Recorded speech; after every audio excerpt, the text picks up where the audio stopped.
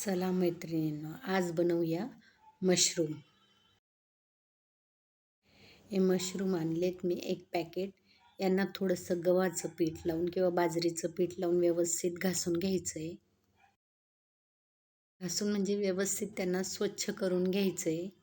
सगळे मशरूमांना पीठ लावून व्यवस्थित घासत राहायचं, जेणेकरून त्याच्यावर जे डस असतील ते निघून जातं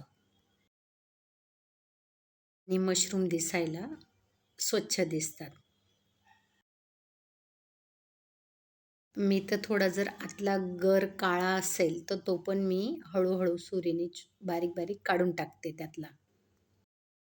तुम्हाला जरी काढता येत असेल तरी तुम्ही तसा आतला गर काढून टाकायचा.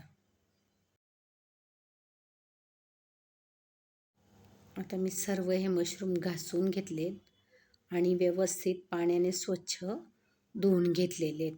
आता आपण यांना कापून घेऊया. मशरूम लवकर शिजून जातात म्हणून मी मोठे असले तर 4 पीस करते आणि छोटे आहेत तर 2च पीस करायचे तुम्ही. आणि खूपच मोठा आहे तर मग 3 पीस करू शकतात. तुमच्या मर्जीनुसार छोटे मोठे पीस कापू शकतात. आता आपण भाजीसाठी मसाला घेतोय. हे मी 3 कांदे कापलेत आणि 2 मोठे टमाटे कापलेत. हे आता कढईमध्ये मी 2 पळ्यात तेल टाकलंय. कढई गरम करायला ठेवायची. 2 पळ्यात तेल टाकायचं त्याच्यात.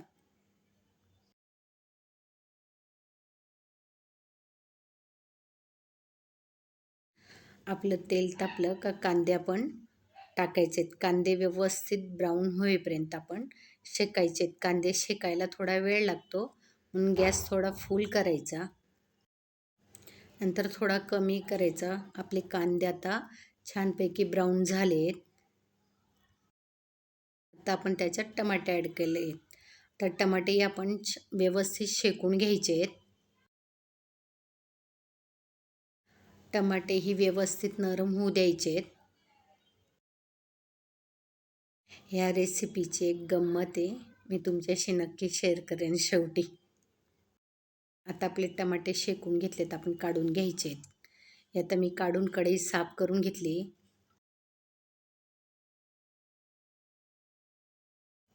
ह्याच्यात आपण 3 पळ्या तेल ॲड करायचं आहे.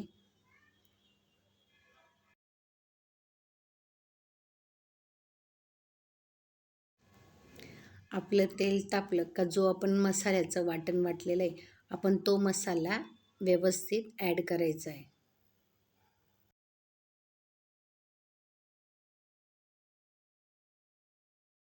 आपला मसाला तेलामध्ये व्यवस्थित शेकून घ्यायचा आहे. तिकडे मी साईडला गरम पाणी ठेवलं आहे उकळायला. ते उकळून झालं. मी गॅस बंद केला आहे, पण आपण व्यवस्थित मसाला पहिले शेकून घ्यायचा आहे. तसे पण कांदे टमाटे शेकले आहेत, पण तरीही आपण मसाला व्यवस्थित शेकायचा, जेणेकरून भाजीला एक छानपैकी टेस्ट येते. नाहीतर असं नाही की भाजीला टेस्ट नाही येत, पण मसाला छान शेकला का एक वेगळी खमंग येते भाजीला, म्हणून आपण मसाला व्यवस्थित शेकून घ्यायचा आहे. आता मी 2 चम्मच लाल मिरची पावडर टाकते. हळद टाकायची 1 चम्मच. हा गरम मसाला आहे घरगुती, तो टाकला 1 चम्मच. मसाले व्यवस्थित आपण शेकून घ्यायचे आहेत.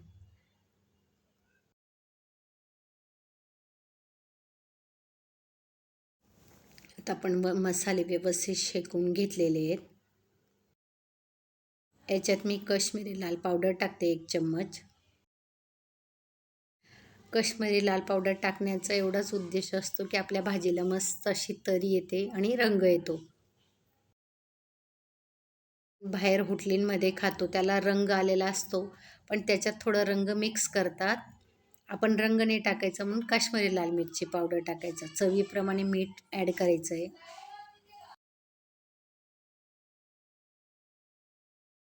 आता आपण जे मी गरम पाणी केलं होतं ते आपण भाजीमध्ये टाकून द्यायचं आहे. मी नेहमीच सांगते की भाजीत गरम पाणी ॲड करायचं, जेणेकरून भाजीला उकळही लवकर येते आणि भाजीची टेस्ट पण खराब नाही होत. आपल्या भाजीला उकळ आला. आता आपण मशरूम कापलेले त्याच्यात टाकून द्यायचे.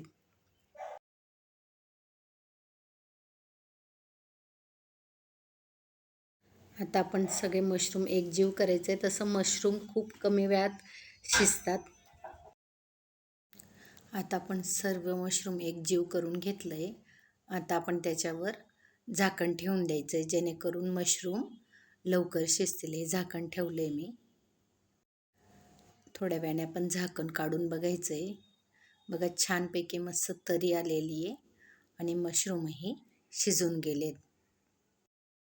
जर आपला मसाला रेडी असेल तर भाजी खूप कमी वेळात होते. कांदे आणि टमाटे शेकायलाच वेळ लागतो. हे मी साय, तसं बघायला गेलं तर क्रीम बोलतात ह्याला, पण आपण साय म्हणतो. साय आहे, मी ती व्यवस्थित फेटून घेतलेली घरची साय. ते आता आपण भाजीमध्ये ॲड करायचे. ही ऑप्शनल आहे साय, तुम्ही टाका नका टाकू, पण टाकली तर भाजीला एक छानपैकी टेस्ट येते. क्रीम टाकल्याने एक वेगळी टेस्ट येते, म्हणून आपण क्रीम टाकायची. आता आपण भाजी व्यवस्थित चाळून घ्यायची. आता आपली भाजी रेडी आहे. मस्त हिरवीगार कोथिंबीर ॲड करायची आपण. कोथिंबीर पण ऑप्शनल आहे, टाका नका टाकू, पण मला भाजीमध्ये कोथिंबीर हवीच म्हणून मी प्रत्येक भाजीत कोथिंबीर टाकते. आता आपण व्यवस्थित चाळून घ्यायची. आपली भाजी रेडी आहे. आता मी गंमत सांगते. आपली भाजी मस्तपैकी मी सर्व केली आहे. आवडल्यास लाईक, शेअर आणि कमेंट करा. गंमत अशी आहे की मी मसाला करून ठेवला होता आणि मुलाला सांगितलं की भाजी टाक. मशरूम पण कापून गेली होती, पण त्याने भाजी टाकली नाही. मशरूम काळे झाले. मग दुसऱ्या दिवशी मशरूम आणून भाजी बनवली.